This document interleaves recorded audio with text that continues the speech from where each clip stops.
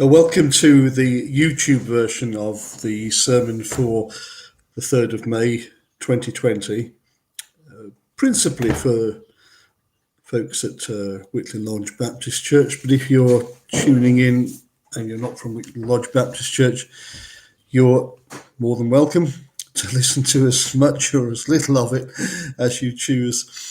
It's a great thing about listening to sermons online. You can fast forward, you can mute, you can pause and go make yourself a drink and so on. Anyway, this is the sermon for the 3rd of May, and we're looking at the last section of Jesus's what's called high priestly prayer at verse 20, where Jesus is praying for all believers, not just for the disciples. So John 17, verse 20, my prayer is not for them alone. I pray also for those who will believe in me through their message, that all of them may be one, Father, just as you are in me and I am in you. May they also be in us, so that the world may believe that you have sent me. I have given them the glory that you gave me, that they may be one, as we are one, I in them and you in me, so that they may be brought to complete unity. Then the world will know that you sent me and have loved them even as you have loved me. Father, I want those you have given me to be with me where I am and to see my glory, the glory you have given me because you loved me before the creation of the world. Righteous Father, though the world does not know you, I know you, and they know that you have sent me.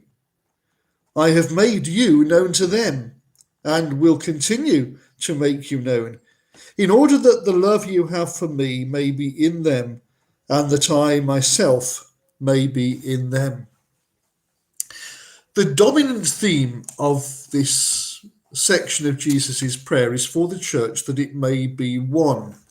And so we're thinking about, I guess, for a want of a better word, church unity, which is probably a better term than ecumenism, which is something that many of us have wrestled for a long time. And in the course of this sermon today, I'm going to share a number of reminiscences as I come within weeks now, really, of a retirement date. Increasingly you become nostalgic and reflective and think about the past and all of your encounters with other churches. One of the things that respectable nonconformist ministers are not supposed to do is watch certain TV programs that present the church in a kind of bad light. And one of my favourite sitcoms is called Father Ted, and it's about an Irish priest, or a collection of Irish priests who live on Craggy Island. And the lead figure is Father Ted Crilly. And Ted leads a somewhat neurotic, schizophrenic existence, trying to cope with his own frailties as well as be a faithful priest in the Catholic Church. And occasionally Ted gets himself in a bit of a pickle, and he finds himself either in a difficult situation or he finds himself faced with a question that he doesn't really know the answer to. And certainly if he did know the answer to it, he certainly doesn't want to answer the question. And so he has a stock answer, and the stock answer goes like this: that would be an ecumenical matter. I think that was more Belfast than Dublin, but one does one's best. That would be an ecumenical matter, or an ecumenical problem.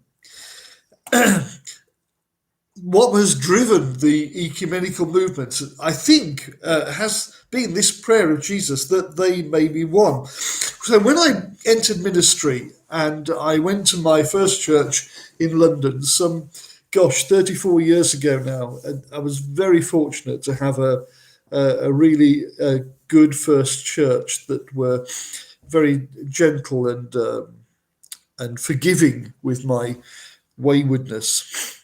I thought I really need to do the ecumenical thing. And so I went to I remember going to my first ministers' meeting, and there were Catholics, Methodists, and Anglicans there. I think that was all. And wanting to be collegiate with these folk and to say, yeah, we're all in this together, we're all one in Christ, we should be working together and doing things together. And then I discovered certain problems. The first problem was that the Catholic priest belonged to a church that he referred to as the church, because as far as he was concerned, the Catholic Church is the church, and everything else is non-church. And so I really didn't exist in that sense as a colleague. I have to say I got on really well with the Catholic priests, the two that I worked with while I was in Sudbury. One I played golf with, and he was a real bandit. Reckon he played off about 22. Those of you who play golf will understand this. Reckon he played off 22. I reckon he should have been off about half of that. And the other guy was a really good-looking chap called Vincent, who came round to our house once for a chat, and Lynn blotted her copybook by asking him if he was married, and I'm discovering that Catholic priests didn't marry. Her observation was, well, what a waste. Anyway, so that was the Catholic. Then I discovered that the Anglican minister didn't really recognise me as a minister at all, because I'd not been properly ordained, so I wasn't really a minister. And chatting to the Methodist minister, who had doubts about my credentials as a minister of religion, I discovered that the Methodist minister didn't actually really believe in God. So this was always going to be tricky. Trying to make unity happen, certainly on a kind of organisational level, is very much akin to herding cats. But we have this command of Jesus. My prayer is that they may be as one.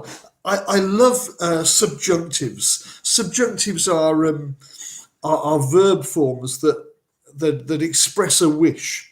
So Jesus prays that I pray that they might be one. I pray that they will be brought in verse 23 to complete unity. This section is full of subjunctives. Jesus is expressing a wish for something that he wants to happen, but he recognises that in reality is a wish and not necessarily something that will happen. And so most of us who have been in church circles for a while have tried our best to be good ecumenists, to work with other denominations, because the prayer of Jesus is that we are one and that we should be as one. Before I moved to God's own country in the northeast of England, I worked in Leicester in an ecumenical. So I worked in an ecumenical partnership.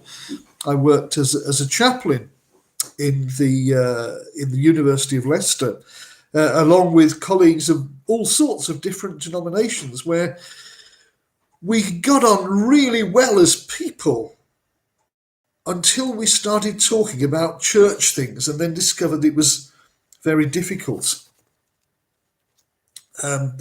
So we are we not, faced with this dilemma? We are called to get on with each other. We are called to be one. The wish of Jesus is that we are one. And yet we find it a really tricky thing to accomplish. A couple of other experiences were perhaps worth mentioning from the other end of the ecclesiastical spectrum. I took a bunch of youngsters on a youth camp once to a church in Budleigh Salterton in Devon. And this church had loads of texts on the outside. So we thought, wow, great, Bible believing church. We'll go there and take the youngsters there. And so on a Sunday morning, we duly filed into the church. Whereupon we were greeted very solemnly by the person on the door who ushered us into the rear pews of the chapel, while the congregation, the natives, as it were, sat right at the front. And there was this huge gap between us. We knew that we didn't quite have the right credentials when they didn't even offer us the offering plate. The offering plate never came our way. And we certainly weren't given the opportunity of sharing communion because our credentials hadn't been checked out. I sometimes try to relate to colleagues, friends in independent charismatic churches who are very suspicious about me simply because I'm ordained, and therefore I must be somehow slightly dodgy and really want to know about my being baptized in the Spirit, because that is the credentials that they recognize. It is incredibly difficult to get churches together, especially church leaders, together to do things. And yet we have this imperative from Jesus that says, I want them to be one. And verse 23 says, uses the Greek word teleo, which is sort of to do with going towards the end. We get things like telescope from it. When Jesus says that they may be brought to complete unity, it's actually a really interesting verb. It's a perfect tense, which means completed action. But it's Jesus is expressing a wish that unity, complete unity, may happen. And yet we find it impossible to do, certainly on an institutional level. Carson, in his commentary on John, reflects a similar problem. He says the unity that Jesus is speaking of is not achieved by hunting enthusiastically for the lowest common theological denominator, but by common allegiance to the apostolic gospel. And you see that the problem is, the thing that I've discovered is that unity doesn't happen in meetings. Meetings won't do it. Discussing unity won't make it happen. Discussing theological differences won't actually make it happen, because we will not see things the same way. Carson goes on to say that the unity Jesus prays for is a unity predicated on adherence to the revelation of the Father. And so you say to yourself, well, is it worth the effort when it is so incredibly difficult to make it happen? And I want to say, yes, it is worth the effort. It is absolutely worth the effort, but it isn't worth banging your head against a brick wall. We simply have to recognize that unity that happens between Christians is organic and not institutional, by which I mean it is based on relationships. Here's another recollection from the past. When I was the minister in Towcester, we had a number of churches. We had Catholics, Anglicans, Methodists, principally. And the one thing that we did together was we had a Good Friday march. We had a procession with a cross. And we walked around the churches, and it was our turn to organise it one year. And I said, what would be really good is that there's this little shopping area in the middle of Towcester. This was in the early days before the big boy supermarkets moved in. And what we can do, because people will be shopping there on Good Friday, there's a little square area. What we can do, we can meet there. We'll bring some guitars and instruments down, and we'll play some music. And we that way we can be a witness. Because I've always found Good Friday March is sort of slightly difficult, because they feel so solemn, and yet they're so worthwhile because it's the one thing that churches seem able to do together. So we did this march. We went around the churches. We carried our cross, and we got to the square in the middle of the town, by the supermarket, and then the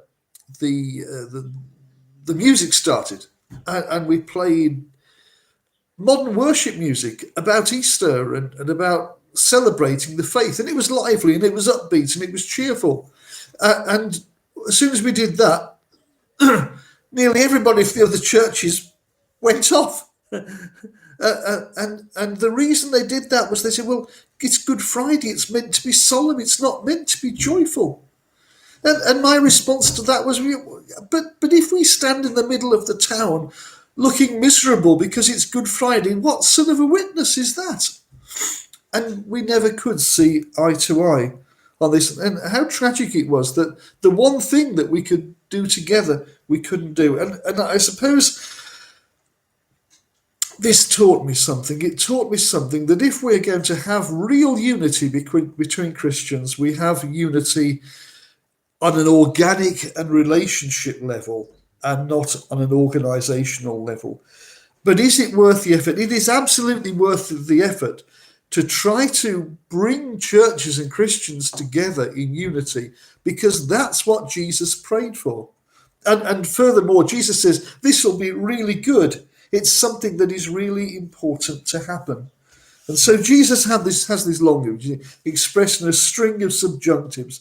I want them, I long for them, I wish for them, that they might be one.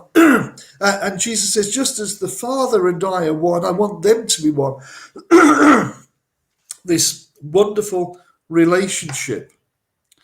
And if we think about the model of the Father and the Son, two persons of the Trinity, as our model for unity, then we have a really great model, a really great way of understanding it, because Jesus and the Father are not the same. They are different persons in the Trinity.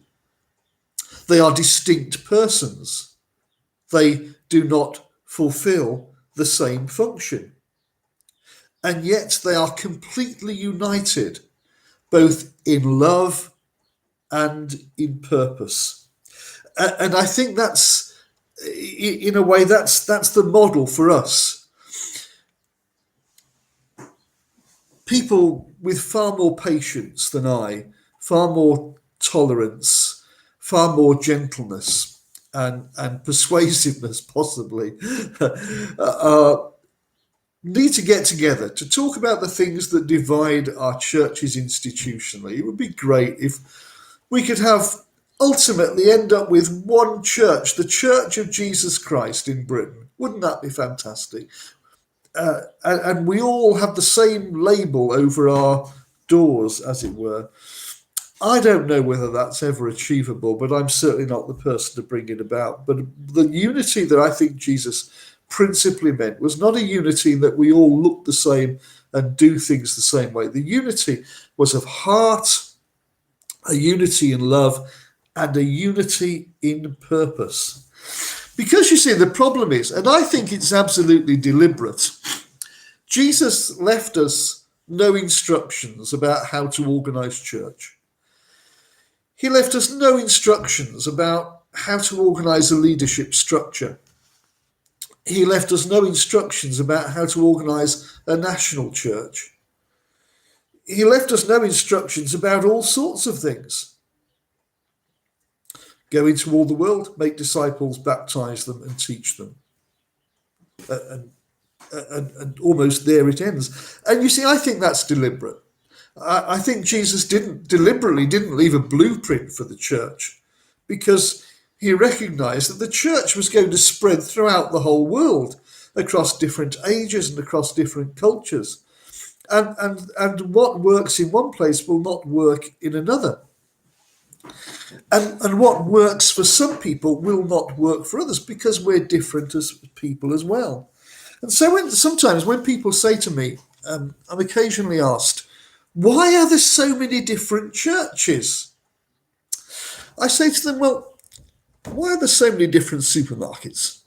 I mean, there's if you're a cheapskate, you go to Aldi or Lidl, and or maybe Asda, where they pile them high. The aisles are very narrow. Prices are generally low.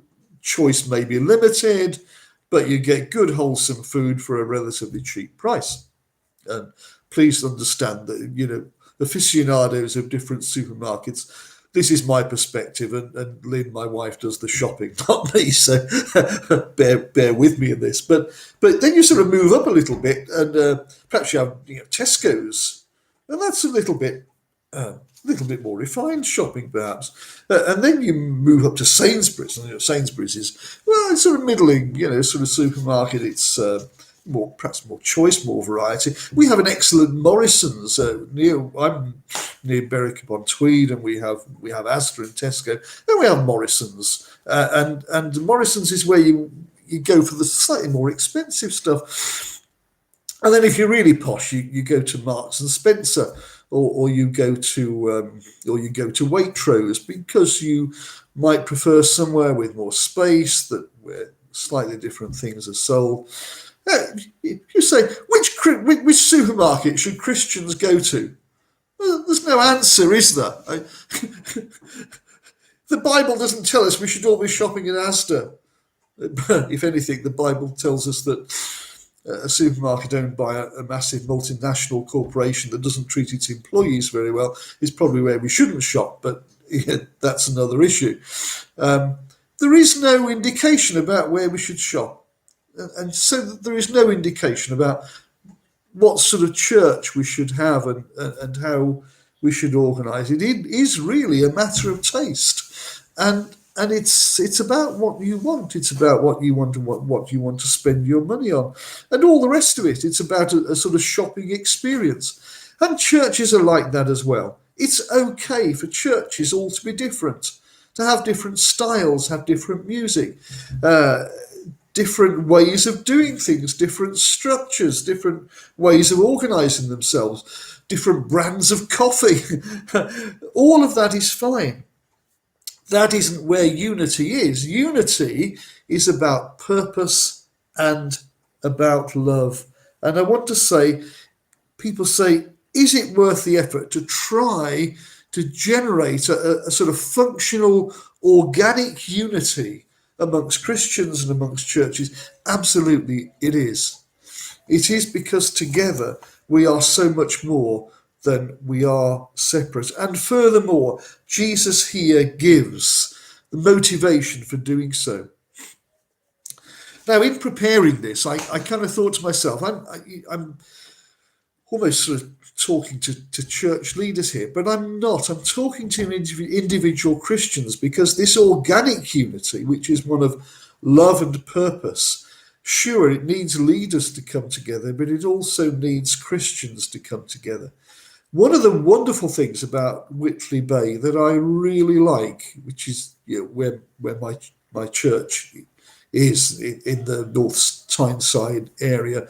Some people are over the border in Northumberland, but generally it's in around Whitley Bay in North Tyneside. What I love is that there is a real sense of community and relationship between people who go to different churches. They get on well together. They don't fall out and argue, and they visit each other's churches. And it's all very healthy stuff. Sometimes us leaders get a bit hot under the collar about it, but actually it's a really good thing that we do get on. And so I want to encourage you in that. I want to encourage you to have this organic unity that is a unity of love and purpose. The reason, here's the motivation.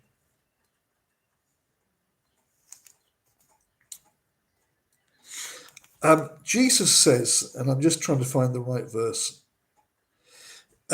Verse 22, I've given them the glory that you gave me, that they may be one as we are one, I in them and you in me, so that they may be brought to complete unity. So it's about the glory of God. If you remember John chapter 1, verse 14, almost at right at the beginning of John's Gospel, John says, "We have beheld his glory, glory as of the only Son from the Father."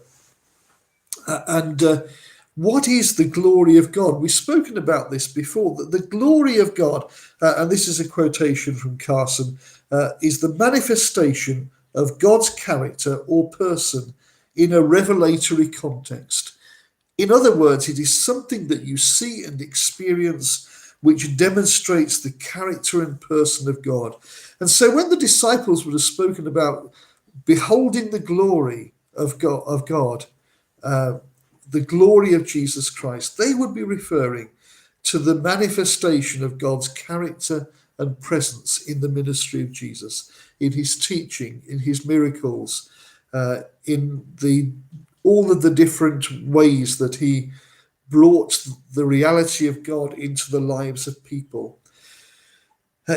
Jesus says, "I've given them the glory." And in verse 24, it says, I want them to see my glory. The glory of God is manifest more adequately, more fully, when we as God's people, from whatever denomination, whatever background, whatever type of church we go to or belong to, when we work together to bring the reality, if you like, the manifestation of God, the presence of God, the character of God to bear on any situation. So I'd say when Christians from different churches are involved in food banks, they are demonstrating the glory of God. When Christians come together from different churches to run a street pastor scheme, they are manifesting the glory of God. When we meet together, perhaps to walk down the street as a witness, we are manifesting the glory of God. And we speak of the longing for an increase in a demonstration of the supernatural power of God. It comes as we work together and commit ourselves together as Christians to bring the reality of the person and presence of God into our situations. It is about demonstrating God. And the other thing, and here I must finish because it's soon time to do Facebook Church Live. Here's the even equally important motivation. He says Jesus says in verse 23, "I in them and you in me, so that they may be brought to complete unity." This verb teleo in the perfect tense expresses complete unity. And then he says, "Then the world will know that you sent me and have loved them even as you have loved me." It is the unity of Christians, both within a church and across churches. It is that unity that demonstrates to the world the truth of the gospel. Jesus says people are more likely to see God and believe in him if they see Christians being as one. When I talk to people from outside of the church about the church, there is often a kind of bewildered, bemused confusion about what on earth we're up to. And they don't understand why we're each in our different little holes doing our different little things.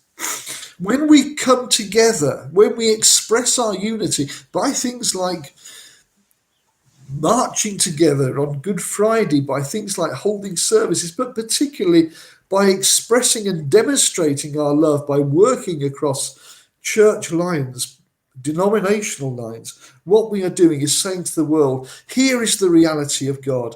And Jesus says, if we can do that, then our unity becomes a reason people believe. People say, wow, there is something here. Look at these people and the love they have for each other. There must be something in this. I've reached a point where I really leave it to others to hold the theological institutional debate. I think that's worth pursuing as well.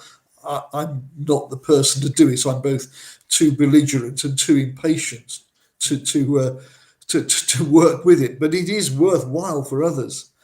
But I have a passion that Christians on a local level will forget about the size of their churches and their importance, and leaders won't be bothered about sheep wandering off to join another flock, and that we can just rejoice together in the good things that happen, and we can work together. We can say, that we can do that together, and we can be involved in that together. And when we do that, we demonstrate the nature of God, we demonstrate the glory of God, and we make the gospel attractive to people who say, wow, look at that unity. There is something in that I want. So we pray that the church will be one, that Christians will be one, not necessarily institutionally, but organically, in purpose and love. And together we will demonstrate both the glory and the presence of God in our lives. And men and women, young people, will be drawn to Jesus Christ because of the unity we have with one another. Thanks for listening. And hope to be with you soon.